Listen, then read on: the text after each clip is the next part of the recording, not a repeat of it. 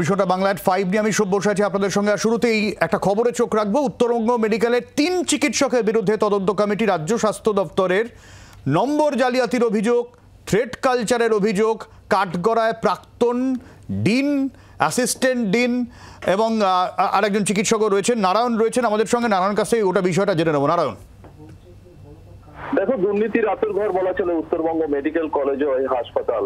দিন কয়েক আগেই কিন্তু উত্তাল হয়েছিল ছাত্রদের বিক্ষোভ, ছাত্র এবং ডাক্তারদের উৎসবে দেখা গেছে বিক্ষোভ উত্তালে উত্তপ্ত হয়েছিল উত্তরবঙ্গ মেডিকেল কলেজ। পরবর্তীতে কিন্তু এক প্রকার বাধ্য হয়েই পদের থেকে সরে দাঁড়ান উত্তরবঙ্গ মেডিকেল কলেজের ডিন এবং সহকারী ডিন, এবং পরবর্তীতে কিন্তু আরো একজন ডাক্তার, অর্থাৎ মোট 3 জন ডক্টর কিন্তু উত্তরবঙ্গ মেডিকেল কলেজে এই যে থ্রেট কালচার বা দুর্নীতি বা রেজাল্ট জালিয়াতি বা পরীক্ষায় নম্বর বেশি পাইয়ে দেওয়া, এই সমস্ত কিছু নিয়ে আরো বেশ কিছু অভিযোগ সহকারে তাদের বিরুদ্ধে কিন্তু একেবারে সোচ্চার হয় ছাত্ররা। পরবর্তীতে দেখা যায় তাদেরকে উত্তরবঙ্গ মেডিকেল কলেজে একটি কমিটি গঠন করে কিন্তু তাদেরকে ওখান থেকে সরে যেতে বলা হয়, এবং পরবর্তীতে দেখা হয় আজকে কিন্তু নতুন আরো একটি কমিটি গঠন করা হয়েছে। যেই কমিটির মধ্যে 3 জন ডাক্তার রয়েছে, তার মধ্যে কুচবিহার মেডিকেল কলেজের প্রিন্সিপাল ডাক্তার নির্মল কুমার মন্ডল, জলপাইগুড়ি মেডিকেল কলেজের সুপার তথা ভাইস প্রিন্সিপাল ডাক্তার কল্যাণ খান এবং রায়গঞ্জ মেডিকেল কলেজের অ্যাসিস্ট্যান্ট প্রফেসর ডাক্তার সঞ্জীব চক্রবর্তীকে, এই 3 জনের একটি ইনকোয়ারি টিম করা হয়েছে। এই 3 জন কিন্তু ইনকোয়ারি করেই কিন্তু যত দ্রুত সম্ভব, অর্থাৎ 1 সপ্তাহের মধ্যে একেবারে তদন্ত করে রিপোর্ট দেবে বলে জানা যাচ্ছে। অনেক ধন্যবাদ নারায়ণ। আমাদের সঙ্গে স্টুডিওতে যারা রয়েছেন একটু আলাপ করিয়ে দিই। আমাদের সঙ্গে বর্ণনা দাস রয়েছেন এসএফআই, এবং আমাদের সঙ্গে রয়েছেন বৈশ্বনাথ চ্যাটার্জি তৃণমূল কংগ্রেসের। বৈশ্বনাথদা তৃণমূল ছাত্র পরিষদের একেবারে শুরু থেকে বৈশ্বনাথদা দেখেছেন, বৈশ্বনাথদার ছাত্র রাজনীতি থেকেই উত্থান, আমি যদি খুব ভুল না করি। বৈশ্বনাথদা, আজকে আমাদের কাছে 3টে খবর আছে এই থ্রেট কালচার নিয়ে, যে গত 1 মাস ধরে, 1 মাসের বেশি হয়ে গেল চর্চা চলছে। এই যে খবর আমরা দেখলাম, বিরূপাক্ষ বিশ্বাস, অভিক দে, এই 2 জন থ্রেট কালচারের অন্যতম উৎস বলে মনে করেন আন্দোলনকারী চিকিৎসকরা, এবং তাদেরকে মুখোমুখি বসিয়ে আজকে জিজ্ঞাসাবাদ চলছে। কেন ক্রাইম সিনে তারা ছিলেন তাই নিয়েও প্রশ্ন উঠছে। আর আমরা বাঁকুড়ার শারদামণি কলেজ, মহিলা কলেজ, সেখানকার খবরও আমরা দেখিয়েছি, যেখানে শ্যামল সাঁতরা, তিনি ওখানে জিওগ্রাফির হেড অফ দ্য ডিপার্টমেন্টও বটে। ছাত্রছাত্রীরা তারা ছবি আঁকার মাধ্যমে আরজি করে প্রতিবাদ করছিলেন, এবং তিনি বলছেন যে এই বিষয় তাকে করতে দেওয়া হয়নি, ক্লাস থেকে বের করে দেওয়া হয়েছে ছাত্রছাত্রীদের, এমনটাই অভিযোগ। এই থ্রেট কালচার, বৈশ্বনাথদা, তৃণমূল ছাত্র পরিষদ যে আদর্শ থেকে, যে ভাবনা থেকে তৈরি হয়েছিল, আপনার কি মনে হয় এখনো একই রকমভাবে সেই জায়গাটা রাখতে পেরেছে? নয়তো এত ভুরি ভুরি অভিযোগ ওঠে কি করে? দেখুন, আমি তৃণমূল ছাত্র সংগঠনের রাজ্যের সভাপতি ছিলাম প্রথম একদম শুরু থেকে, প্রায় 7-8 বছর আমি দায়িত্বে ছিলাম। এখন এই থ্রেট কালচারটাকে খুব বড় করে দেখানো হচ্ছে। আমি দীর্ঘদিন অবিভক্ত ছাত্র পরিষদেরও আমি দক্ষিণ কলকাতার সভাপতি ছিলাম।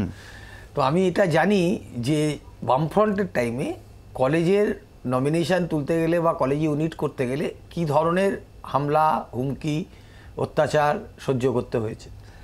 এখন যারা এইটা বলছেন, এটা এই আন্দোলন থেকে এইটা যে থ্রেট কালচার, কিন্তু এই শাসানির সংস্কৃতি, এই যে ভয় দেখানো, এটা সিপিএমের আমলে যা হয়েছে। এমনকি আপনি যে কলেজে পড়েন তার নাম ধরে ধরে সেই লোকাল কমিটি সেক্রেটারিকে ইনস্ট্রাকশন যাওয়া যে এই ছেলেটি ভর্তি হয়েছে এই কলেজে, এই ক্লাসে, এই পাড়ায় থাকে, ওকে পাড়ার কমরেডকে দিয়ে ভয় দেখাও, সে আমাদের বিরুদ্ধাচরণ করছে। এটা হাজারো ঘটনা আছে। আজকে আপনারা সারফেস করেছেন, তখন অত টিভিও ছিল না, এত নিউজ চ্যানেলও ছিল না, এত লোকের বলবার জায়গাও ছিল না। আজকে প্রচারের আলোয় এসছে। আমি অনেক ঘটনা বলতে পারি উল্টো দিকে। না বৈশ্বনাথদা, আমরাও কলেজে পড়েছি, আমরাও কিছু কিছু জানি। আমি আপনার সাথে সম্পূর্ণ যে অস্বীকার করছি তা নয়, আমি এই নিয়ে বর্ণনার কাছেও আসবো। কিন্তু বৈশ্বনাথদা, পরিবর্তন যখন হয়েছে তখন এইগুলোরও পরিবর্তন হবে। সাধারণ মানুষের এই এক্সপেকটেশনটা কি খুব ভুল? না, দেখুন, অভিজ্ঞকে সাসপেন্ড করা হয়েছে, আর এই ধরনের কাজের সঙ্গে যারা যুক্ত তাদের সঙ্গে আমরা সহমত নই। কখনোই বিরোধী রাজনৈতিক দলকে যে কারণে সিপিএম আজকে শূন্যে পরিণত হয়ে গেছে, সে বিধানসভাতেও শূন্য, লোকসভাতেও শূন্য, যাই লড়াই করে একটা সিটও পায় না। যারা এটা করছেন তারা কিন্তু তৃণমূলের তৈরির সময় ছিলেন না, বা তৃণমূল কিভাবে লড়াই করে সংগ্রামের মধ্যে দিয়ে মার খেতে খেতে এসছে সেই ইতিহাসটা অনেকে হয়তো জানেন না।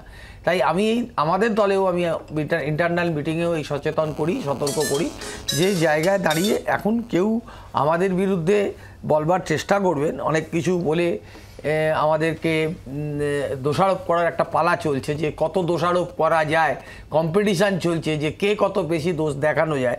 কিন্তু এই বাংলাতে দীর্ঘদিন আমি রাজনৈতিক দলের সঙ্গে সদস্য হিসাবে রয়েছি, বহু ঘটনার সাক্ষী আমরা। কলেজের গেট, ইউনিভার্সিটির গেট, ল কলেজের গেট, মেডিকেল কলেজের গেট, সিপিএমের রেজিমে যা হয়েছে, বামফ্রন্টের রেজিমে যা হয়েছে, সেটা যদি আজকে আমাকে সমালোচনা হতো, আজকে বিজেপির অস্তিত্ব নেই ছাত্র ফ্রন্টে, বিজেপিকে আপনারা প্রাসঙ্গিক মনে করেননি, ডাকেননি, কিন্তু বিজেপি যে রাজ্যে সরকারে আছে, বিজেপির যারা ছাত্র সংগঠন করে এবিভিপি, তারা কি করে বেড়ায় একটু খবর নিয়ে আমি বর্ণনার কাছে আসবো। যেরকম বৈশ্বনাথদা বললেন, এরকম অভিযোগ তো দীর্ঘদিন উঠেছে, এবং এরকম তো অনেকে বলেও থাকেন এই থ্রেট কালচার, সেটা হচ্ছে মানে শুরুটাই, শিকড়টাই গজিয়ে উঠেছিল বাম আমলে। আমি একটা কথা প্রথমে যেটা দিয়ে শুরু করব সেটা হচ্ছে যে উনি বললেন, আমি শুনলাম ওনার জায়গা থেকে উনি বলেছেন, আমি প্রথম যে কথাটায় দ্বিমত পোষণ করছি সেটা হচ্ছে যে থ্রেট কালচারটাকে বড় করে দেখানো হচ্ছে। এই কথাটাতে আমি প্রাথমিকভাবে দ্বিমত পোষণ করছি। থ্রেট কালচারের উৎস পশ্চিমবাংলার বুকে হয়েছে, বাংলার বুকে হয়েছে, যেভাবে মানে বড় করে দেখানো হচ্ছে, মানে আগে হয়ে গেছে বলে যে কোনো সময় যে কোনো মুহূর্তে শুরু হয়েছে বলে আজকে বলা যাবে না, এরকম কোনো ব্যাপার নেই। এই মুহূর্তে দাঁড়িয়ে আরজিকর মেডিকেল কলেজের এই ঘটনা সামনে উঠে আসার পর থেকে থ্রেট কালচারের মানে অ্যাবসলিউট প্রবাবিলিটিগুলো দিনের পর দিন ছাত্রছাত্রীরা যেভাবে হচ্ছে গিয়ে ক্যাম্পাসের মধ্যে গণতান্ত্রিকভাবে তার কথা বলতে পারেননি, সেটা আরও নতুন করে উঠে এসেছে। এরকমও ঘটনা ঘটেছে এই যাবৎ সময়ের মধ্যে হচ্ছে গিয়ে এই ঘটনা উঠে আসার পর পুরনো আরও অনেক কিছু ঘটনা আমাদের চোখের সামনে এসেছে। আসলে মানুষ তো কথা বলতে অনেক সময় ভয় পান, সাধারণ মানুষ অনেক ক্ষেত্রে চাপে থাকেন, কথা বলতে ভয় পান। ঠিক যেইভাবে একটু আগে হচ্ছে গিয়ে আপনারা খবর দেখানোর সময় দেখালেন, নিজের অঙ্কনের মাধ্যমে, গ্রাফিটির মাধ্যমে সে হচ্ছে নিজের প্রতিবাদের ভাষা তুলে আনা হচ্ছিল, সেখানে দাঁড়িয়ে তাকে আটকানো হলো কেন? আমরা কি চাইছি না যে তিলোত্তমা বলো বা অভয়া বলো সে হচ্ছে গিয়ে বিচার পাক? তাহলে কেন চাইছি না? যদি একটা অংশ না চেয়ে থাকে তাহলে কেন চাইছি না? তার পিছনে যারা চাইছে না বা যারা তাদেরকে আড়াল করছে তাদের কি বেনিফিট আছে, এটা একটু দেখে নেওয়ার প্রয়োজন আছে। দিনের পর দিন বারংবার একটার পর একটা বিশ্ববিদ্যালয়, কলেজে, ক্যাম্পাসে, শুধু কলেজ ক্যাম্পাস কেন, ডিআই অফিস থেকে নোটিশ পর্যন্ত এসে গেছিলো স্কুলে, যেখানে দাঁড়িয়ে স্কুলের অধ্যাপিকারা হচ্ছে গিয়ে রাস্তায় নেমেছে, ছাত্রছাত্রীদের সমেত হচ্ছে প্রতিবাদ করতে নেমেছে। একটা 6, 7, 8-এর ছেলে মেয়ে সেই হচ্ছে ধর্ষণের বিরুদ্ধে রাস্তায় নেমেছে, তাকে হচ্ছে গিয়ে ডিআই অফিস থেকে নোটিশ পাঠানো হচ্ছে সেই সকল স্কুলে। এটা কোন ধরনের নীতি আমরা বোধহয় বুঝতে পারি না।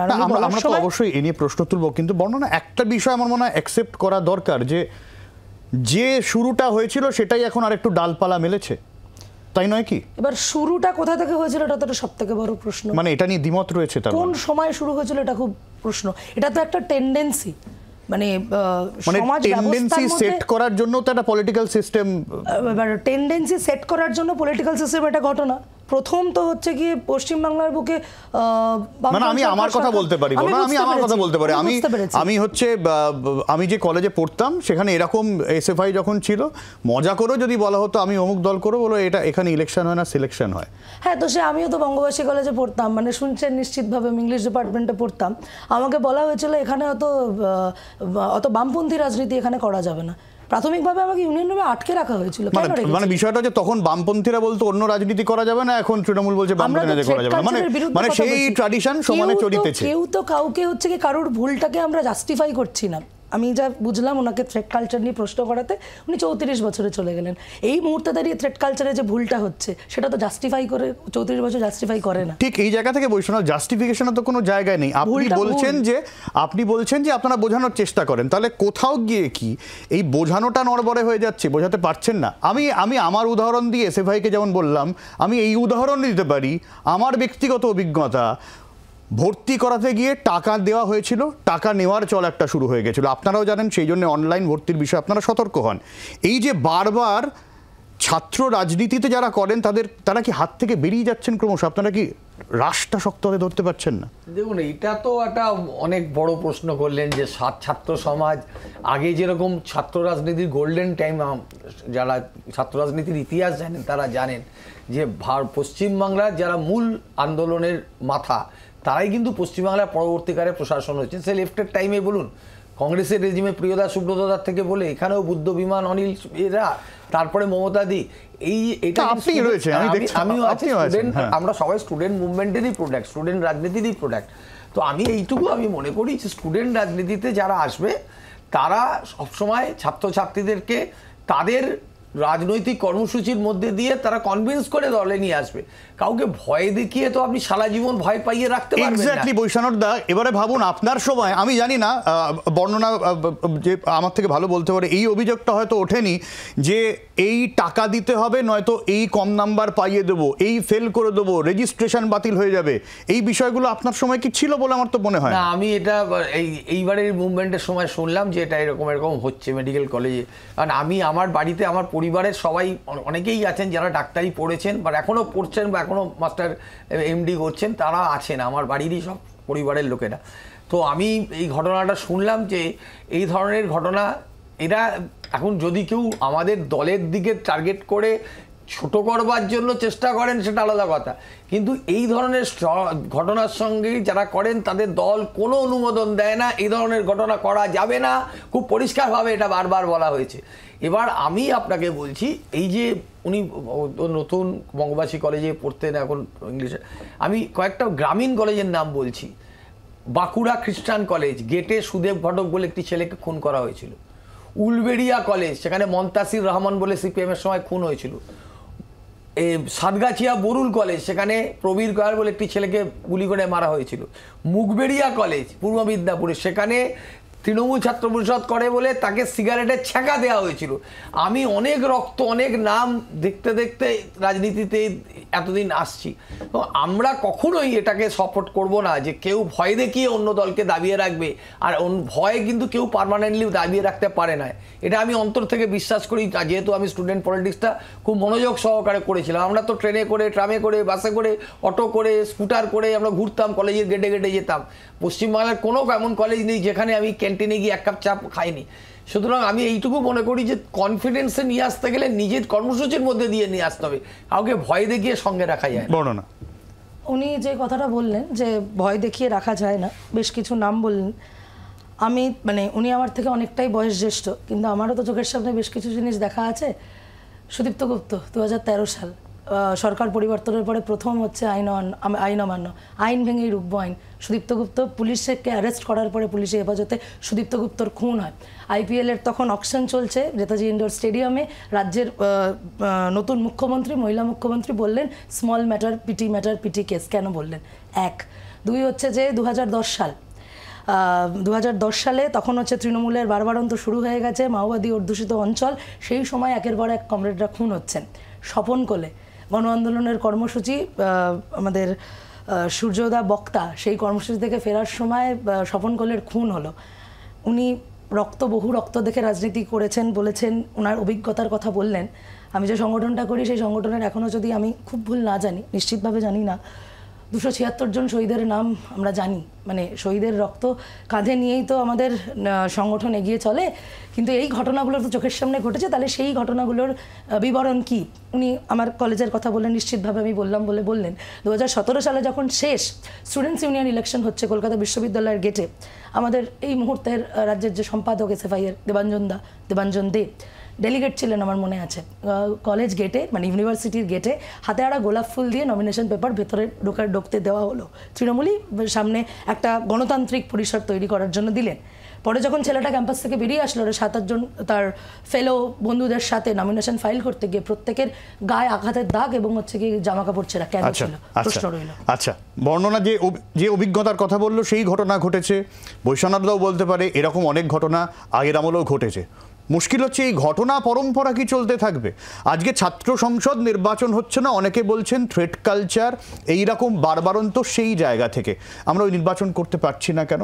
কারণ পরিস্থিতি এতটাই অন্যরকম হয়ে যায়, এতটাই হিংসাত্মক হয়ে যায় যে এখনো পর্যন্ত সেটা করাবার মতন সুষ্ঠু পরিস্থিতি হয়েছে কি? যদি না হয়ে থাকে তাহলে দায় কি শাসক দল নেবে না?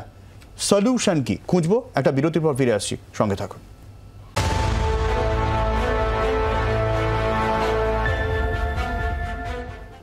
খুব সংক্ষেপে আমি দুজনের কাছেই আসবো। শুরুতে বৈশ্যানরদা, থ্রেট কালচারের যে অভিযোগ দীর্ঘদিন ধরে উঠে আসছে, এ আমলে উঠছে, সলিউশন কি? দেখুন, আমি প্রথম থেকেই বলছি যে এই ঘটনাটা, থ্রেট কালচারের নামটা, যে শাসানির যে সংস্কৃতি, এই যে নতুন করে আন্দোলনের মধ্যে দিয়ে কেউ কেউ বললেন, এই শাসানির রাজনীতিটা কিন্তু লেফটের সময় থেকে শুরু হয়েছিল। এটা আমি বারবার বলছি। পশ্চিমবাংলায় এমন এখন সময় ছিল যখন একসঙ্গে এক পাড়ার এক কলেজের ছেলেমেয়েরা একসঙ্গে বেড়াতে যেত, খেলার মাঠে যেত। 1967, তারপরে 69, দুবার যুক্তফ্রন্টের শুরু হয়েছে। এখন আমরা বলছি যে আমরা কখনো এই ধরনের তৃণমূল ছাত্র পরিষদ বা তৃণমূল দল কখনোই কাউকে থ্রেট করার মধ্যে বিশ্বাস করে না, আমরা করতে চাই না। মানুষকে ভালোবেসেই আমরা সঙ্গে রাখতে চাই, মানুষকে চাপ দিয়ে আমাদের সঙ্গে যারা করবেন তা আপনি ব্যবস্থা নেবেন। আপনার আমরা যদি আমাদের কাছে স্পেসিফিক কমপ্লেন থাকে, নিশ্চিতভাবে ব্যবস্থা নেওয়া হবে। বর্ণনা, আমি সাজেশনের কথা, মানে কিভাবে এটার থেকে বেরোনো যায়, সাজেশনের কথা বলার আগে একটা কথা বলবো। ওনারা বললেন পদক্ষেপ নেওয়া হবে। 2 দিন থেকে 3 দিন আগে অভিনেত্রী মৌসুমী ভট্টাচার্যকে নিয়ে কুণাল ঘোষ আর দেবাংশু ভট্টাচার্য বুলি করেছেন ফেসবুকে।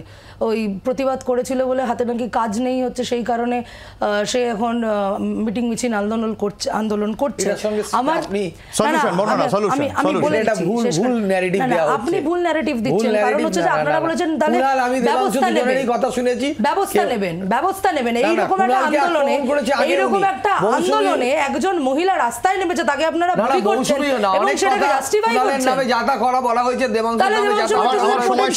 আমার সময় শেষ। বৈশ্যানরদা এবং বর্ণনা, আপনারাই দেখলেন যে আমরা কোনো সলিউশনে অ্যাকচুয়ালি আসতে পারি না।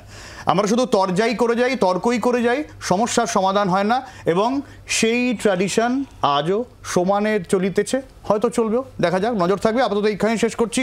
বৈশ্বনাথ চ্যাটার্জি, বর্ণনা মুখার্জি, দুজনকে অনেক ধন্যবাদ। সঙ্গে থাকুন জি 24 ঘন্টা।